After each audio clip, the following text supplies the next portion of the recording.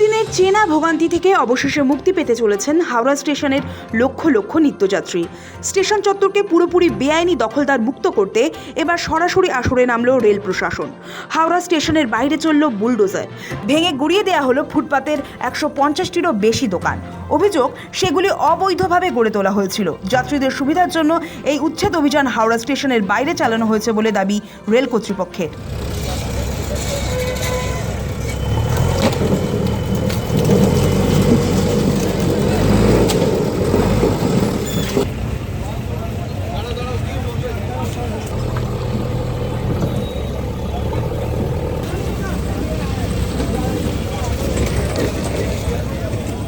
কলকাতার পাশেই অন্যতম ব্যস্ত রেল স্টেশন হাওড়া।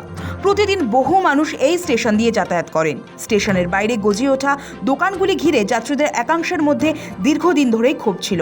স্টেশনে ঢোকার প্রধান রাস্তাগুলো কার্যত চলে গিয়েছিল হকার ও জবরদখলকারীদের কবজায়। রাস্তার দুধারে ডালা, ঠেলাগাড়ি আর গুমটি বসিয়ে বেআইনিভাবে ব্যবসা ফেদে বসেছিলেন বহু মানুষ। এর ফলে দেশের অন্যতম ব্যস্ত এই স্টেশনে যাতায়াতের পথ এতটাই অবরুদ্ধ হয়ে পড়েছিল যে প্রতিদিন দূরপাল্লা ও লোকাল ট্রেনের লক্ষ লক্ষ যাত্রীকে চরম ভোগান্তির শিকার হতে হতো। এমনিতেই সেখানে মানুষের আনাগোনা বেশি। ট্রেনের সময় হয়ে গেলেও ভিড় আর জ্যাম ঠেলে স্টেশনে ঢোকা দায় হয়ে উঠেছিল। রেল কর্তৃপক্ষের বক্তব্য, যাত্রীদের এই অভিযোগগুলির কথা মাথায় রেখেই হকারদের সরিয়ে দেওয়া হচ্ছে স্টেশন চত্বর থেকে।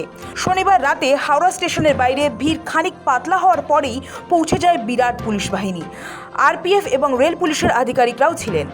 মাইকিং শেষ হতে না হতেই রণংদেহী মেজাজে আসরে নামে বুলডোজার। চোখের পলকে গুড়িয়ে দেওয়া হতে থাকে একের পর এক বেআইনি গুমটি ও ঝুপড়ি দোকান। কোথাও কোথাও হকারদের সঙ্গে পুলিশের বচসা হয়। পুলিশের তরফে সকলকে ফুটপাত থেকে সরে যেতে বলা হয়েছিল। স্টেশন সংলগ্ন ফুটপাতের ব্যবসায়ীদের বক্তব্য, শনিবারই জায়গা ছেড়ে উঠে যাওয়ার কথা বলে রেল থেকে তাদের নোটিশ ধরানো হয়েছিল। তারপর রাতেই বুলডোজার দিয়ে সব ভেঙে দেওয়া হয়েছে। উঠে যাওয়ার জন্য পর্যাপ্ত সময় দেওয়া হয়নি বলেও কেউ কেউ দাবি করেছেন। দেখুন, দীর্ঘদিন এইভাবে গরিব লোকগুলো সবাই এখানে করে খাচ্ছে।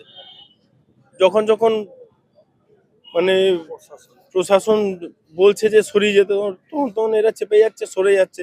কিন্তু এখন এমন হয়েছে যে পুরোটাই সরিয়ে ফেলে দেওয়া হয়েছে।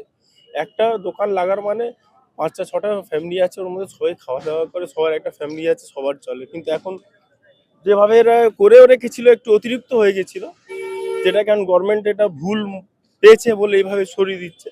ওয়ার্নিং ওনারা হয়তো 6 মাস 1 বছর থেকে দিয়েছেন, নোটিশও দিয়েছেন, 3-4 দিন আগে নোটিশ দিয়েছেন, আজই হয়তো 2-3 ঘন্টা আগে এসে বলেও গেছেন। কিন্তু তারপরে কিছু কিছু লোকগুলো আছে যারা নিজের দোকান একটু গুছিয়ে সরিয়ে নিয়েছিল। কিছু কিছু লোকগুলো যারা দোকানদারি করে রাত্রিবেলা বাড়ি চলে যায়, তারা সরায় নেয়। তার জন্য এইগুলো হচ্ছে। সমর্থন আর কি করবে, এখানে একটা গরিব লোক করে খাচ্ছে, আর এটাকে সমর্থন করা যায়? করে সবারই চলুক, সরকারকেও কোনো রকম অসুবিধা না হোক, পাবলিককে কোনো রকম অসুবিধা না হোক যেতে আসতে, সেভাবে জিনিসটা গুছিয়ে যদি করতে পারে তাহলে সবার জন্য ভালো। হাওড়া স্টেশনে হকার উচ্ছেদ অভিযান অবশ্য এই প্রথম নয়। এর আগেও নোটিশ জারি করে এলাকা ফাঁকা করেছে রেল। স্টেশন চত্বর থেকে হকারদের তুলে দেওয়ার ফলে যাত্রীদের একাংশ খুশি। রেল প্রশাসনের এই দাদাগিরি বন্ধের কড়া পদক্ষেপকে দুহাত তুলে সাধুবাদ জানাচ্ছেন সাধারণ রেল যাত্রীরা। তাদের বক্তব্য, এই অভিযানের ফলে স্টেশন চত্বর অনেক হালকা ও পরিষ্কার হবে, স্বস্তিতে যাতায়াত করা যাবে। এর ফলে স্টেশনে হকারদের দৌরাত্ম্য কিছুটা কমবে, স্টেশন চত্বর আরও প্রশস্ত হবে, ফলে ব্যস্ত সময়ে চলাফেরায় সমস্যা হবে না। রাজ্যে সরকার বদলের পর থেকে বেআইনি দখল, তোলাবাজি নিয়ে প্রশাসনের জিরো টলারেন্স নীতি চোখে পড়ছে। হাওড়া স্টেশন দিয়ে শুরু হলেও শহরের বাকি জনবহুল এলাকায় এই বুলডোজার পৌঁছবে কিনা সেই প্রশ্ন এখন ঘুরছে সাধারণ মানুষের মনে। আপাতত হাওড়ার আকাশে ধুলো উড়লেও যাত্রীদের মুখে ফিরেছে স্বস্তির হাওয়া। স্টেশনের গেটে দাঁড়িয়ে থাকা ভিড়টা এবার একটু হালকা, পথটা অনেক চওড়া। প্রশাসনের বুলডোজার শুধু ইট কাঠ ভাঙেনি, ভেঙেছে বছরের পর বছরের অব্যবস্থার দেওয়ালও। তবে উচ্ছেদ হওয়া ছোট ব্যবসায়ীদের পুনর্বাসন হবে কিনা সেই উত্তর এখনও অধরা। উন্নয়ন আর জীবিকার টানাপড়েনে হাওড়ার এই ছবি আগামী দিনে কোন দিকে যায় তাকিয়ে থাকবে গোটা শহর। অর্পণ সিংহের রিপোর্ট, সময়, কলকাতা।